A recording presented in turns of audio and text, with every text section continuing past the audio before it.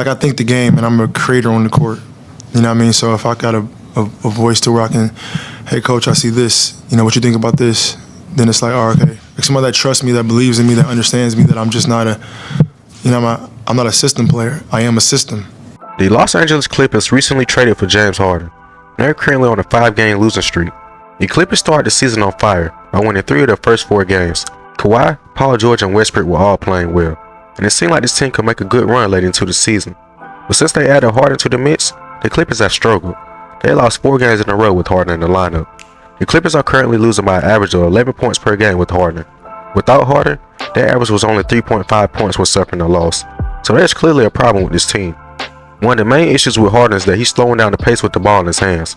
With Westbrook, the Clippers were more of a run-and-gun team and played off momentum. And since Harden has been in the lineup, he's killed all the momentum the Clippers had. Harden and Westbrook shouldn't both be in the starting lineup.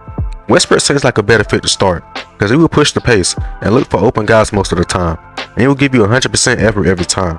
With Harden, he slows down the ball movement significantly, and he still thinks the system runs through him, but he's not the main guy anymore. This is Kawhi and Paul George's team. It seems he's going through what Westbrook was going through, but Russ still thought he was the number 1 and number 2 option, and didn't want to accept his new role with the Los Angeles Lakers. But it seems, wherever Harden goes, he always starts a problem for an organization. Harden has been with 4 different teams since 2020. The Rockets, the Nets, the 76ers, and now the Clippers.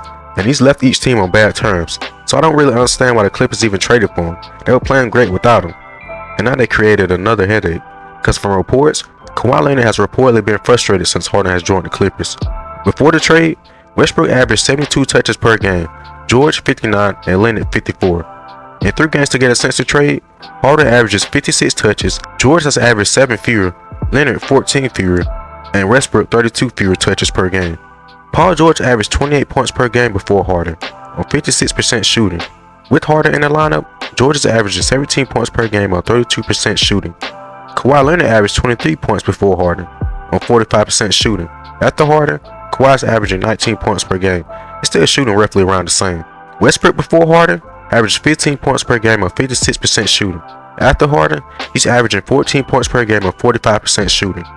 With Harden joining the team, Kawhi, Westbrook, and Paul George numbers have went down, and this is a serious problem. Harden has to accept this new role, like Westbrook did, in order for this team to have great success. Because if he doesn't, I can see Paul George and Kawhi seeking a trade near the trade deadline. Meanwhile, the Sixers have gone 7-1 this season and have won 5 straight games since the trade. They're playing the best ball we've ever seen them play so far, with Maxey and Embiid becoming one of the best duos in the league. So that begs the question, was Harden the problem? Because the Sixers look like a completely different team without him. Did the Clippers make a mistake in trading for James Harden, or was it the right move for them to win the NBA championship?